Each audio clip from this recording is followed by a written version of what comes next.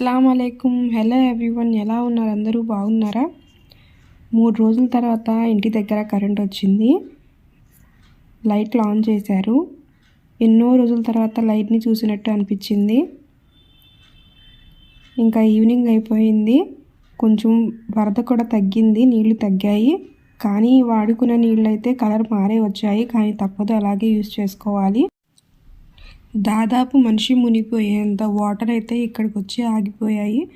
ఇప్పుడైతే 3 డేస్ తర్వాత చూస్తే మళ్ళీ నార్మల్ పొజిషన్లోకి వచ్చింది ఇంటి దగ్గర. మా ఇంటి ముందు మునిగిపోయిన ఇల్లు కూడా పాపం వాళ్ళు చాలా కష్టపడి క్లీన్ చేసుకున్నారు. ఇంకా చాలా పని ఉంది. నేను ఈవినింగ్ అయిపోయింది, చీకటి అవుతుందని లైట్లు ఆన్ చేశాను. పిల్లలైతే చాలా హ్యాపీ ఫీల్ అయ్యారు. నెక్స్ట్ డే మార్నింగ్ చాలా పని ఉంది నాకు. ఇంకా లేవగానే నైట్ నానబెట్టాను పెసలు, కొంచెం పెసరపప్పు, బియ్యం నానబెట్టాను పెసరట్ కోసం. ఓన్లీ పెసలు వేసి చేస్తే మా ఇంట్లో పిల్లలు తినరు. అందుకే నేను ఎప్పుడు పెసరట్ ప్రిపేర్ చేసినా ఇలాగే చేసుకుంటాను. నానబెట్టిన పెసల్లోకి ఒక పచ్చిమిర్చి, 1/2 టేబుల్ స్పూన్ పసుపు యాడ్ చేసుకుంటాను. ఎందుకంటే టేస్ట్ చాలా బాగుంటుంది. ఎక్కువ స్పైసీ ఉండకూడదు, పిల్లలు కూడా తింటారు కాబట్టి. ఆ తర్వాత ఇలాగ ఈ కన్సిస్టెన్సీ వచ్చే వరకు గ్రైండ్ చేసుకోవాలి. దాంట్లో సాల్ట్ వేసి ఇలాగ మిక్స్ చేసుకోవాలి. నెక్స్ట్ స్టవ్ మీద ప్యాన్ పెట్టుకొని, ప్యాన్ హీట్ అయిన తర్వాత మీడియం ఫ్లేమ్లో పెట్టుకొని పెసరట్ వేసుకోవాలి. పెసరట్ వేసేటప్పుడు చాలా పలచగా వేసుకోవాలి. తర్వాత కొంచెం ఆయిల్ వేసుకొని 2 వైపులా బ్రౌన్ కలర్ వచ్చేలాగా కుక్ చేసుకోవాలి. టర్న్ అవ్వడానికి కూడా కష్టపడాల్సిన అవసరం ఉండదు, ఎందుకంటే బియ్యం వేసాం కాబట్టి క్రిస్పీగా వస్తుంది, చక్కగా టర్న్ అవుతుంది. ఈ విధంగా 2 వైపులా కుక్ చేసుకున్న తర్వాత సర్వ్ చేసుకోవడమే. ప్లేట్లోకి తీసుకొని సర్వ్ చేసుకోవాలి. నేను 1 బై 1 అందరికీ పిల్లలకి లైన్గా బ్రేక్ఫాస్ట్ పెట్టి ఇచ్చేసాను. ఎందుకంటే కరెంట్ లేకుండా ఉన్నాం కాబట్టి చాలా వర్క్ పెండింగ్ పడిపోయింది. ఇప్పుడు తొందరగా బ్రేక్ఫాస్ట్ చేసి వర్క్ చేసుకోవాలి. సరే, ఇంట్లో 3 రోజులు కరెంట్ లేదు, ఇంకా వాటర్ కూడా లేదు కాబట్టి ఇలాగా బట్టలు చాలా ఉండిపోయినాయి వాష్ చేసుకోవడానికి. కొన్ని తీసుకొని నేను వాషింగ్ మిషన్లో వేయడానికి తీసుకెళ్ళాను. వర్షం అయితే అసలు తగ్గలేదు, కంటిన్యూస్గా పడుతూనే ఉంది. ఆటోమేటిక్ వాషింగ్ మిషన్ కాబట్టి బట్టలు కొంచెం లైట్గా డ్రై అయి వస్తాయి. ఇంకా అందుకని చెప్పి నేను బయట ఆరబెట్టేశాను.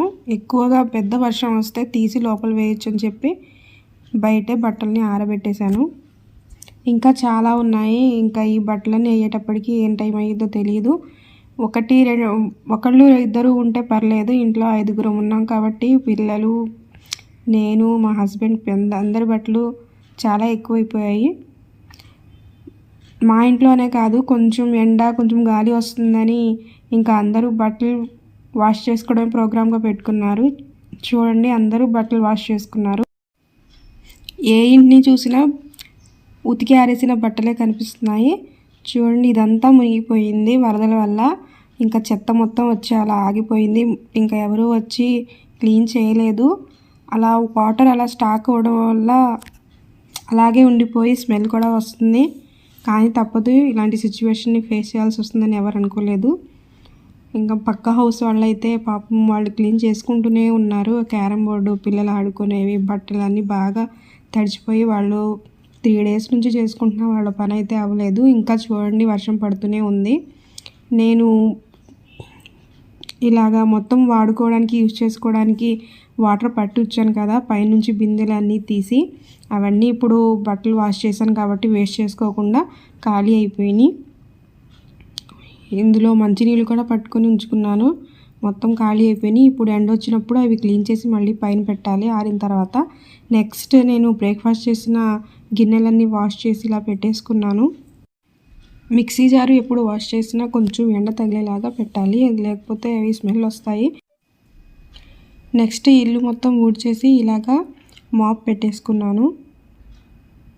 నెక్స్ట్ లంచ్ ప్రిపేర్ కూడా చేయాలి.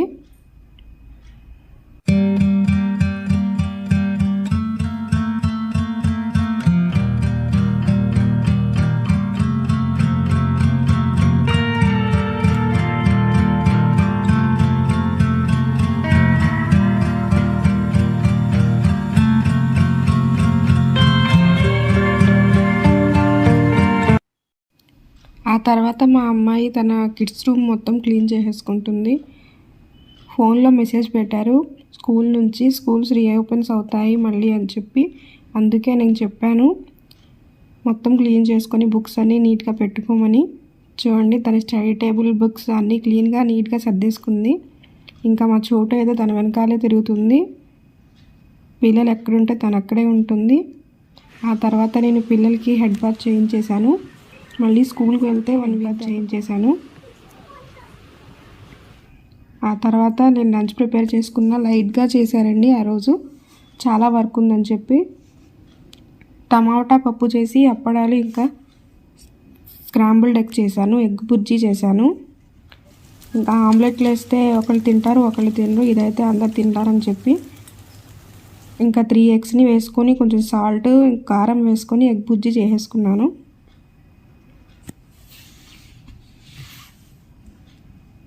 ఇంట్లో పని ఉంటే లంచ్ హెవీగా చేయడం అయితే కుదరదు, ఎందుకంటే ఒక్కదాన్నే చేసుకోవాలి కాబట్టి. హెల్ప్ కూడా ఎవరు లేరు నాకు, మెయిడ్ కూడా ఎవరు లేరు, అన్నీ ఒకేదాన్ని చేసుకోవాలి కాబట్టి ఇలా లైట్గా ప్రిపేర్ చేసుకున్నా. వర్క్ ఎక్కువగా అంటే ఎప్పుడు నేను ఇలాగే చేసుకుంటాను. మా వాళ్ళకైతే పప్పు ఉంటే ఇష్టంగా తింటారు. టమాటా పప్పు, ఎగ్ బుర్జీ, అప్పడాలు, రైస్, సింపుల్ అండ్ టేస్టీ. నేను పిల్లలు కూర్చొని తినేసాము. ఇంకా స్కూల్కి వెళ్తే వాళ్ళు ఇంకా స్కూల్లోనే తింటారు. మళ్ళీ డిన్నర్కే కూర్చొని తింటాము, అందుకే నేను వాళ్ళతో పాటే కూర్చొని నేను కూడా లంచ్ చేసేసాను.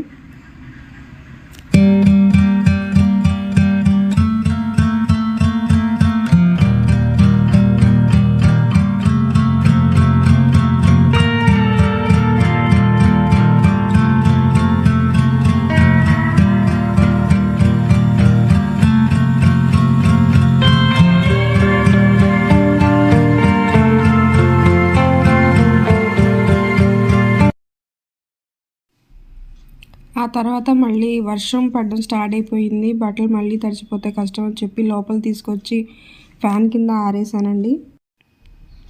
కొంచెం సేపు ఆరిన తర్వాత ఫోల్డ్ చేసి లోపల పెట్టేసుకోవచ్చు అని చెప్పి ఇలా పెట్టేశాను. ఆ తర్వాత నేను మా అమ్మాయి కలిసి కొంచెం సేపు చోటుతో ఆడుకున్నాం మధ్యాహ్నం. చూడండి అది ఎలా ఆడుతుందో.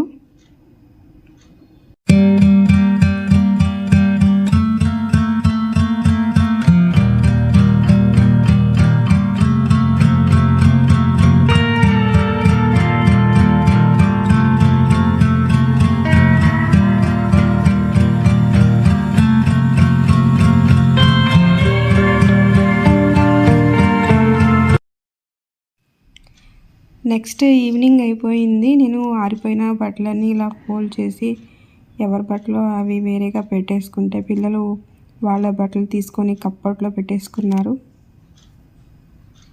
ఇంకా చాలా ఉన్నాయని వాష్ చేయాల్సిన బట్టలు. ఇంకా రోజు కొన్ని కొన్ని వేసుకొని వాష్ చేసుకోవడమే తప్పదు ఇంకా. అయినా కానీ ఎండ కూడా రావట్లేదు. నెక్స్ట్ మా హస్బెండ్ మొక్కజొన్న పొత్తు తీసుకొస్తే పిల్లలందరూ తిన్నారు. నేను టీ పెట్టుకొని తాగేశాను. మార్నింగ్ ఈవినింగ్ టీ తాగకపోతే కుదరదు, అసలు టీ తాగాల్సిందే. నెక్స్ట్ కాసేపు టీవీ చూసిన తర్వాత సూప్ చేయమంటే సూప్ చేశానండి, మిక్స్డ్ వెజిటేబుల్ సూప్. మా వారైతే పిల్లలకి పానీపూరిని చాట్ మసాలా తీసుకొచ్చారు. ఇంకా నేను తినను, డైజెషన్ ప్రాబ్లం అవుతుంది, ఈవినింగ్ అయిపోయింది చెప్పాను. మా అబ్బాయి తీసుకొచ్చి నన్ను తినమంటున్నాడు.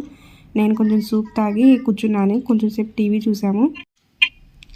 ఇంట్లో ఫ్రూట్స్ తినడానికి ఏమైనా హెల్దీ ఉంటే పిల్లలు అసలు తినరు. వాళ్ళకి ఈవినింగ్ టైం ఏదో ఒకటి బయట నుంచే కావాలి. ఆ అలవాటు అయితే వాళ్ళకి ఇంకా పోవట్లేదు. నెక్స్ట్ మిగిలిన బట్టలన్నీ మళ్ళీ తీసుకొచ్చి ఎలాగలాగా ఇంట్లోనే వైర్ కట్టి దాని మీద ఆరేసాను. ఇలా అయితే మళ్ళీ స్మెల్ వచ్చేస్తాయి, ఇంకా ఆరవు కదా అని చెప్పి మా హస్బెండ్ చెప్తే ఇలాగా వైర్ కట్టారు ఇంట్లోనే. తప్పదు, వర్షాకాలం అంటేనే ఇంతే కదా, మీరు కూడా ఇలాగే చేస్తారా? ఆ తర్వాత పప్పు ఉంది, తినమంటే తినలేదు. చికెన్ తీసుకొచ్చారు ఈవినింగ్. ఇంకా నేను టైర్డ్ అయ్యాను, చేయలేనని చెప్తే మా హస్బెండే కుక్ చేశారు వచ్చినట్టు. ఇంకా నైట్ డిన్నర్ అయిపోయింది. ఇంకా డైలీ నేను ఇలాగే ఇంకా స్టవ్ మొత్తం క్లీన్ చేసుకొని టీ షర్ట్స్ కూడా క్లీన్ చేసుకొని వాష్ చేసుకొని పెట్టేసుకుంటాను. మళ్ళీ మార్నింగ్ అయితే నాకు కుదరదు, పిల్లలకి స్కూల్ ఉందని చెప్పారు కాబట్టి అసలు అవ్వదు. మ్యాక్సిమం అయితే నేను ఇలాగే క్లీన్ చేసుకొని పెట్టేసుకుంటాను. మార్నింగ్ లేవగానే ఫ్రెష్గా కిచెన్లోకి ఎంటర్ అవ్వచ్చు అనమాట. మొత్తం పని చేసుకున్న తర్వాత నైట్ టైం చూస్తే 11 అయిపోయింది. ఇంకా అందరు పడుకున్నారు, మా అబ్బాయి కూడా పడుకున్నాడు. ఇంకా మార్నింగ్ నుంచి నైట్ 11 వరకు ఇలాగే పనితోనే సరిపోయింది. మీ రోజు ఎలా గడిచిందో కామెంట్ సెక్షన్లో కామెంట్ చేయండి. Subscribe my channel.